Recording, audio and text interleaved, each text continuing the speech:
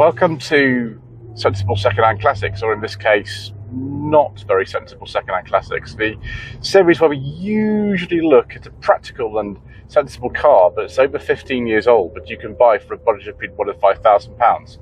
In this case, this 1997 Mitsubishi Legnum 2.5 V6 VR-4 is not very sensible at all, but it does have 256 horsepower. But is it any good? Should you care? Let's find out, shall we?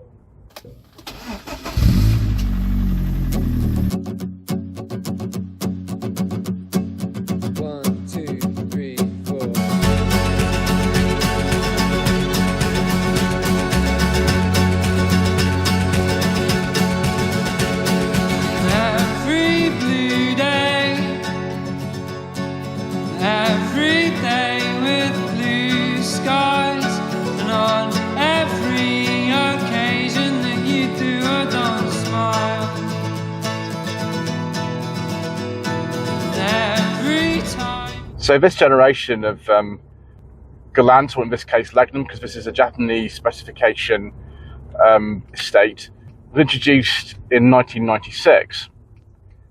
In this country, we got the Galant as I think a saloon, possibly an estate, I can't remember now, between 1997 and 2003.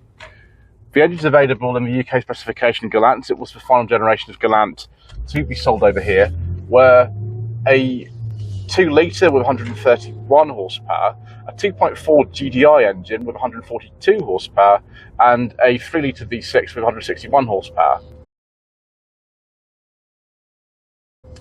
In this case, we've got this Legnum VR-4, it's considerably more than that.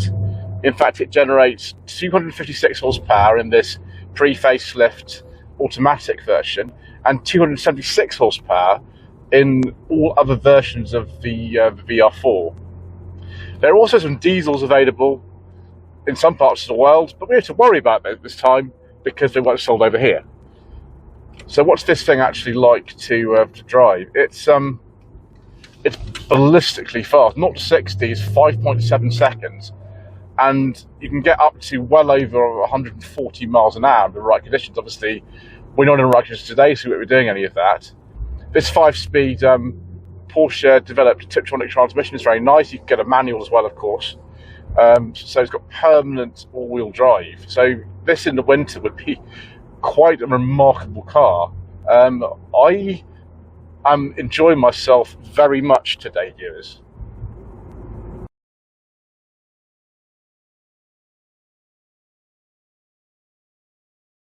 Now, the ride in the car isn't actually as bad as you'd possibly imagine. It's absolutely fine, considering we've got these low-profile tyres and this diff suspension. It's actually a multi-link suspension all the way around. It's a properly engineered car. It's quite good. It's a nice size. This actually, it's relatively compact, but still quite spacious. I personally, I think I'd prefer a Lancer at the time. Non-evolution Lancer would be my preference. I've driven an Evo 10, which was really fast, but I don't need all extra power, viewers. It's funny that the Japanese at the time had this strange rule that they actually didn't quite more than 276 horsepower for most performance cars, and this is the same. It's almost closer to 300 in many of the versions. Obviously not this pre-phase automatic, but all the other ones. I quite like it, viewers.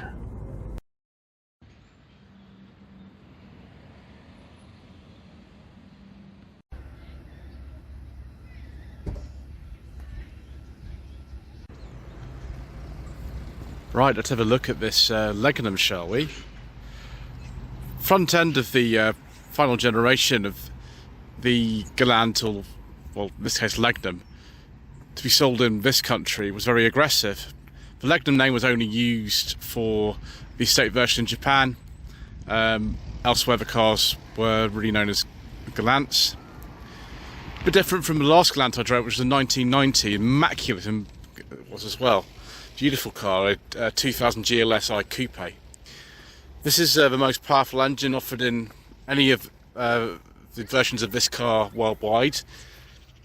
In manual form, it was about 276 horsepower, which was absolutely in line with the government regulations of Japan at the time. This one, because it's a pre-facelift automatic, generates about 256 horsepower in standard form. There are some subtle modifications to the car, such as these wheels and the exhaust, I think, but overall it's pretty standard actually. All kind of little stickers on the back. Including Instagram, there we go, Lone Ranger VR-4. Quite practical for such a high performance car. Effectively this is like a sort of larger brother to the Lancer Evolution of the time. See his little friend who lives in here. Spare wheels there for the time being. Boop, oh, is pretty big actually. With dog guard on there. One thing I would like on this car is some parking sensors. I don't know if the upper trim levels on the VR-4, and there were a couple of them, such as the Type V. I wonder if they got that. This car's also got an LPG conversion, although the tank's empty at the moment. I think actually the car looks quite aggressive. Even in the standard Galant form that was sold over here in the UK, the front end looks very aggressive. This one, the VR-4, with these little details like the carbon fibre effect mirror caps and these wheels, it looks even more aggressive, and this front air dam as well. Let's take a look in the back. One thing that's extraordinary about this car, and it's the same with a lot of things from the 1990s in Japan for the domestic market, is this interior trim. Look at this. That's insane. So no leather in here. I mean, I think you can get leather on some of the higher specification UK Galants, but not in this one, of course, because that wasn't the taste of the Japanese domestic market at the time. In fact, we've got these incredible floor mats in here, and I don't know if that's standard or not, but they're brilliant.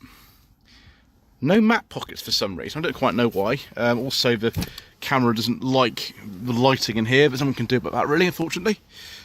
Got an armrest here. It's very, very, very sort of nice feeling velour, though. I kind of like that. Even though we don't have a beige leather interior, which I'm sure you could get on some of the high-spec 3-litre V6 Galants of this country, a nice beige leather interior. So, yeah, there's not really an awful lot to say about this dashboard. It feels like so many cars of this size from the 1990s in Japan. You know, a Mazda 626, which would have sort of competed with the Galant in terms of upper specifications. It has quite a similar interior to this, even down to some of these sort of fabrics. For example, the sort of 97 to 2002 generation MX66. So we've got electric windows in here. We've got power door locks. We've got all sorts of interesting things on the dash. In fact, we'll climb in the front and we'll look at that as well. We've got, in this case, a Porsche-designed 5-speed Tiptronic transmission. I like the size of this massive sunroof. It's good. I'll be careful here because that check strap's not connected to anything, or it doesn't exist. Be careful, don't get our leg chopped off. There we go. There we go. That's better. Done. Okay. So we've got climate control in here. I think it's only single zone. Aftermarket stereo, of course, because the 1997 stereo in here probably wouldn't be up to scratch these days. And we got this transmission. Now, unfortunately, this bit here has been broken. It was sort of lost in an incident involving avoiding a parked car. We've got the fake wood. Only a tiny bit of fake wood, actually. It's not that much in here, not on the doors or anything. I don't know why the Japanese insisted on these incredibly dark interiors in the 1990s.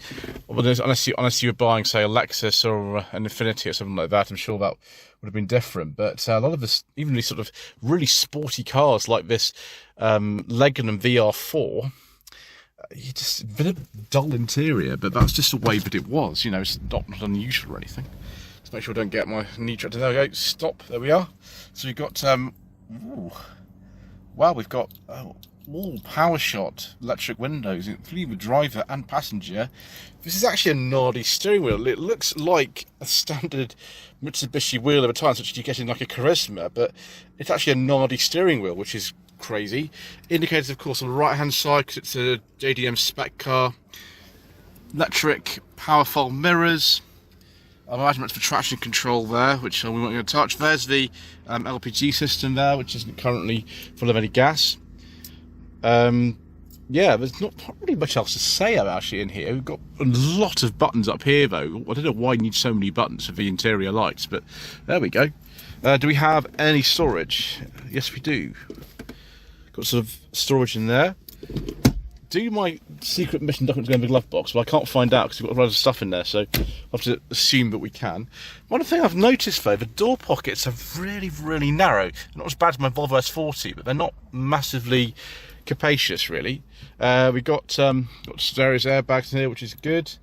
This thing is very fast, so best to be very careful when you're driving, which I have been so far today. What I like about this car is the way the instruments do this sort of very modern thing, whereas if you turn them off, you can't see them. There we go. And it's beeping me because I've got the key of the ignition as well. There we go, very sporty. You can just about see this climate control screen here. It's just single zone, but it's reasonably easy to operate once you get your head around what's going on. Yeah. There's a clock up there, but you can't really see it, it's sort of buried in there. I like this though, viewers. This 5-speed Porsche developed transmission, which is good. This car not only got permanent all-wheel drive, it's actually got fuzzy logic automatic transmission, which is probably learning that I like to drive slowly at the moment, and active yaw control, the twin scroll turbo. Let's have a look at this twin scroll turbo, shall we, viewers? Look at this, viewers. This 2.5 V6 twin turbo sort of shoved into this car, transverse layout. Famous Mitsubishi oil filler cap there. So many things it was on. We've got all sorts of pipes in here. We've got strut braces and all sorts of things. I don't imagine changing the timing belt on this is going to be in any way easy. I think the cover's just here.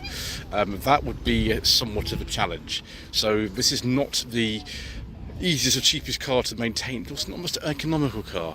Ala's just told me that he's getting about 10 miles per gallon in this, which I can fully believe, sort of driving around these streets of Portsmouth in this.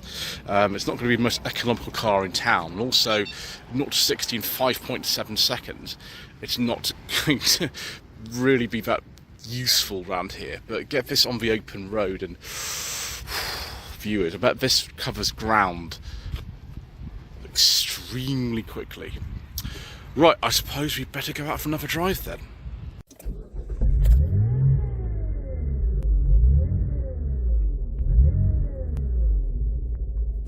You're always aware in this car of not just how much power it's got with this twin turbo V6, but also the fact that we've got four-wheel drive. We've got all the diffs and things like that making noise.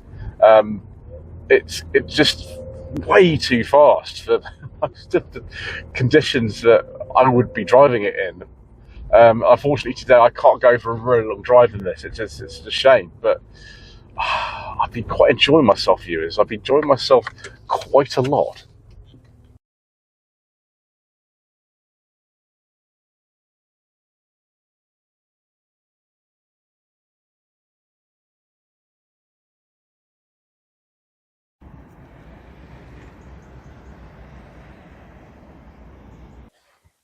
So this particular generation of Legnum or Galant was known as the EA or EC series. This particular model code for this car is EC5W, which refers to both the VR-4 specification and the fact that this is an estate and not a saloon. The engine code for this car is 6A13TT, which refers to this 2.5 twin-turbo V6. I can't believe that this car does 0 to 60 in 5.7 seconds. It feels even faster than that, to be honest. This is a pre-facelift car. Facelift occurred in about August 1998. I think in this country we got the facelift of the Galant a little bit later than that for this 8th generation car. Yeah, you could also get a Type V or Type S version of the VR-4. This isn't one of them. This is a standard one, which go with other bits and pieces, although this car's pretty well equipped anyway, so I don't exactly know what you would need more than this in 1997. So viewers, should you buy a Galant or Legnum VR-4 for your hard-earned budget up to £5,000? These are very rare cars. They were rare in 2000, which is the only official import run for this country. I think we only got the saloon Galant in this country, but I can't remember now. It's been so long since I've seen any of these 8th generation Galants or Legnums. It's the only one I've seen for years. So I don't remember if we got the estate officially over here. We got the saloon for absolutely certain. But the estate, I don't know. I quite like this car, my viewers. I prefer maybe like a standard spec 3-litre V6 saloon with a beige leather interior, but you know, that's just me. They are quite complex, this 4-wheel drive version in particular, with this very powerful V6 at the front. It's not going to be the cheapest car to run, but my goodness me, if you want to get somewhere in a hurry and you need to do it in practicality, this might be one of the best bets. Anyway, thank you ever so much once again for watching. Please don't forget to subscribe to the channel, like this video, and comment below. We shall see you again very soon for some more reasonably priced and not particularly sensible classic motoring.